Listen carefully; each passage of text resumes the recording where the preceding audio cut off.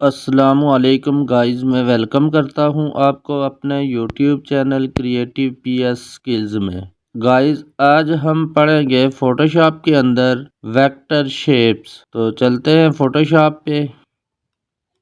Tools में type tool से नीचे ये पाथ सिलेक्शन टूल है, उससे नीचे वेक्टर शेप्स का टूल है। पहला टूल इसमें रेक्टेंगल टूल है, दूसरा राउंडेड रेक्टेंगल टूल है, तीसरा एलिप्स है, चौथा पॉलीगॉनल है, पांचवा लाइन टूल है और छठे नंबर पे कस्टम शेप्स टूल है। पहले हम रेक्टेंगल टूल को क्लिक करते हैं। यहाँ ऊपर मेन्यू बार से नीचे रेक्टेंगल शेप टूल की प्रॉपर्टी नज़र आती है। अगर हम कैनवस पे इस तरह से ड्रैग करते हैं, वेक्टर रेक्टेंगल शेप बन जाती है। यहाँ पे इसका पहला ऑप्शन है शेप। ड्रॉप डाउन एरो पे क्लिक करें तो इसमें 4 ऑप्शन है। पहला शेप है, दूसरा पाथ है, तीसरा पिक्सेल्स है। तो हमने शेप पे रख के इस तरह से ड्रा किया, रेक्टेंगल शेप बन गई। इससे अगला ऑप्शन है फिल। अगर हम फिल पे क्लिक करते हैं तो यहाँ पे इसके मुख्तलिफ कलर हैं। जो कलर हमने लेना हो उस कलर पे क्लिक करते हैं तो रेक्टेंगल का कलर चेंज हो जाता है। अगर कोई ऐसा कलर देना हो जो यहाँ इन कलर्स में नहीं है तो यहाँ पे क्लिक करें। क्लिक करने के बाद कलर पिकर आ जाता है।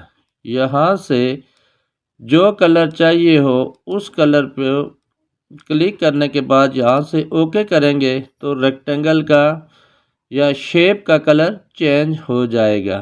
उससे अगला ऑप्शन है स्ट्रोक्स।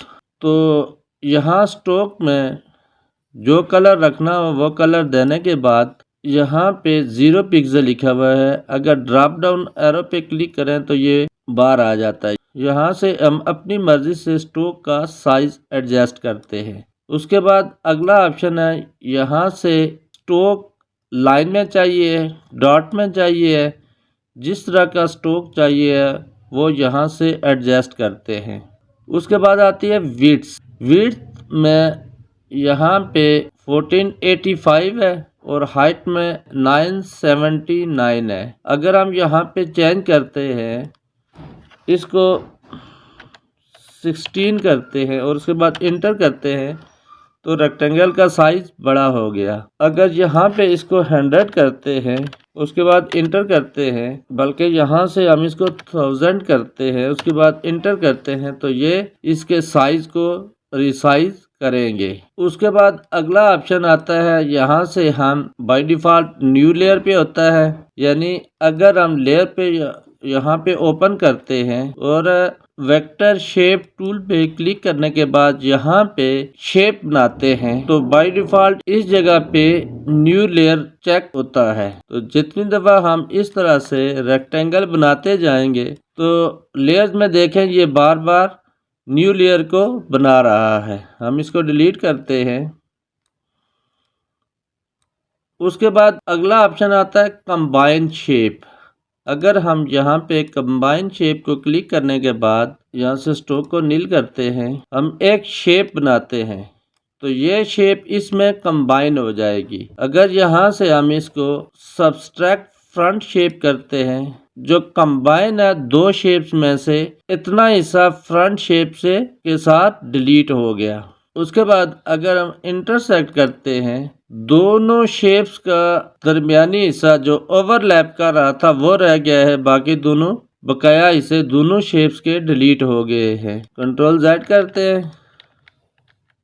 अगर हम एक्सक्लूड ओवरलैपिंग शेप्स करते हैं तो ये दो शेप में से जो ओवरलैप एरिया है वो डिलीट होगा, बकाया हिस्सा दोनों शेप्स का बच जाएगा। हम इस शेप को डिलीट करते हैं। यहाँ से बाय डिफ़ॉल्ट न्यू लेयर हो गया है। अब अगर हम एक न्यू शेप बनाते हैं, उसके बाद यहाँ प्रॉपर्टी में मेरे पास फोटोशॉप 2020 है। अगर आपके पास कोई और वर्जन है या कोई ओल्ड वर्जन है तो जो ही आप इस तरह से शेप बनाएंगे तो ये प्रॉपर्टी का पैनल खुद ब खुद खुल के आ जाएगा। तो प्रॉपर्टी के पैनल में भी यहाँ से इसकी विड्थ आती है, उसके बाद हाइट आती है और उसके बाद ये आता है एक्स एक्सिस और वाई एक्सिस। हाइट और विड्थ और हाइट हम यहाँ से चेंज करके देख चुके हैं। एक्स एक्सिस को अगर हम बढ़ाते हैं एक्स एक्सिस में मूव करेगा, यानी एक्स एक्सिस में अगर हम इसको इस तरह से इस तरफ ड्रैग करते हैं तो ये इस तरफ मूव करेगा, अगर इस तरफ ड्रैग करते हैं तो ये इस तरफ मूव करेगा। इसी तरह वाई एक्सिस में अगर हम आगे की तरफ ड्रैग करते हैं तो ये नीचे की तरफ मूव करेगा, अगर पीछे की तरफ ड्रैग करते हैं तो शेप ऊपर की तरफ मूव करेगी। उसके बाद कलर का ऑप्शन है, वह हम यहाँ पे देख चुके हैं। स्ट्रोक का ऑप्शन है तो वो भी हम स्ट्रोक्स में देख चुके हैं। इसी तरह से यहाँ पे भी यूज होता है। स्ट्रोक में अगर यहाँ से हम स्ट्रोक का कोई कलर देते हैं और यहाँ से स्ट्रोक देते हैं तो उसके बाद ये ऑप्शन है, अगर यहाँ पे क्लिक करते हैं तो ये स्ट्रोक आउटसाइड आ जाएगा। इस जगह पे क्लिक करते हैं तो ये आउटसाइड पे आएगा, अगर इस पे क्लिक करते हैं तो ये दरमियान में आएगा। अगर हम यहाँ ऊपर वाले पहले ऑप्शन पे क्लिक करते हैं तो स्ट्रोक इनसाइड आएगा, अगर दरमियान में क्लिक करते हैं तो ये स्ट्रोक मिडल में आएगा। अगर ये लास्ट वाले पे क्लिक करते हैं तो स्ट्रोक शेप के बाहर वाली साइड पे आएगा। यहाँ से ये ऑप्शन है, अगर इसको राउंड करना हो तो यहाँ से अगर हम आगे की तरफ ड्रैग करते हैं तो ये शेप को राउंड करता है, अगर पीछे की तरफ ड्रैग करते हैं इसको नॉर्मल में कर देगा।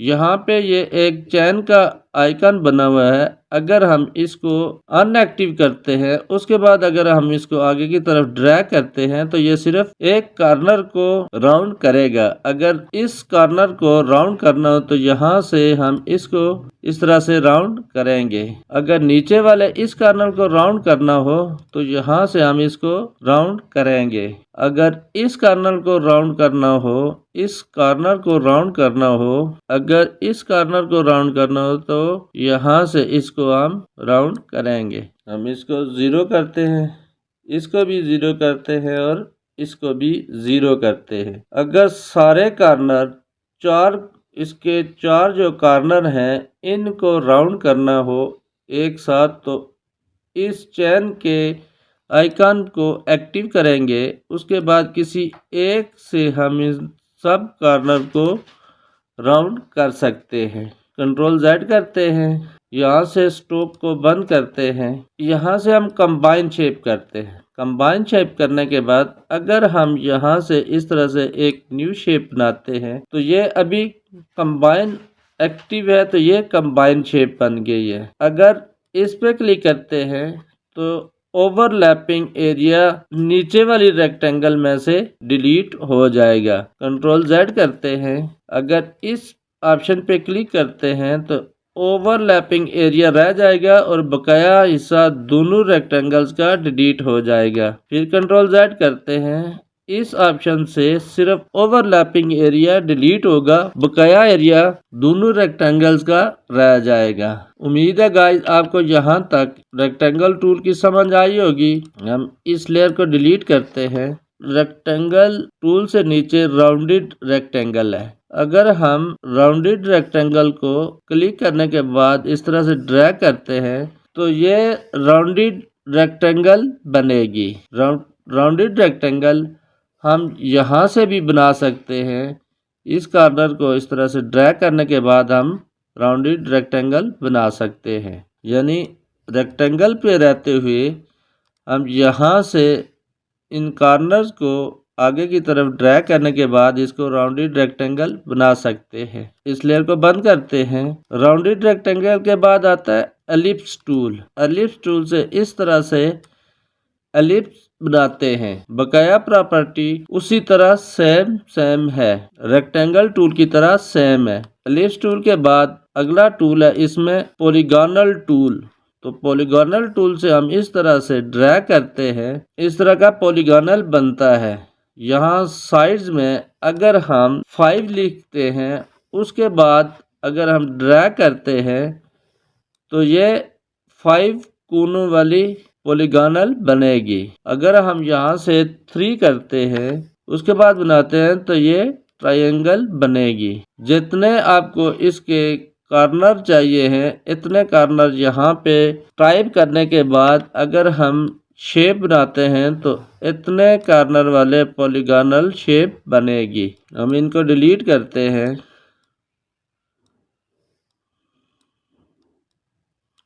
पॉलीगॉनल के बाद ऑप्शन है लाइन टूल। तो लाइन टूल से इस तरह से हम एक लाइन ड्रा करते हैं। बकाया प्रॉपर्टी सारी सेम रेक्टेंगल टूल की तरह ही है।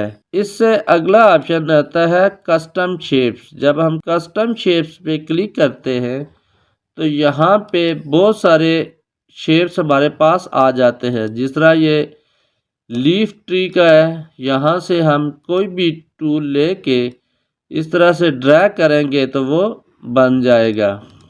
उसके बाद यहाँ से बोर्ड्स का ले सकते हैं, विल्ड एनिमल्स का ले सकते हैं, जो भी हमें चाहिए हो वो टूल लेके हम इस तरह से ड्रैग करेंगे तो वो शेप बन जाएगी। यहाँ पे फ्लावर्स का कोई अगर लेना चाहते हैं तो इस तरह से फ्लावर लेके हम ड्रैग करेंगे तो फ्लावर की शेप बन जाएगी। उसके बाद यहाँ से जो कलर आप देना चाहते हैं वो कलर देंगे तो वो शेप इस तरह से आ जाएगी। तो गाइस इस तरह से वेक्टर शेप टूल को हम यूज करते हैं। उम्मीद है आपको इस टूल की समझ आई होगी। मिलते हैं नेक्स्ट वीडियो में, तब तक के लिए अल्लाह हाफिज।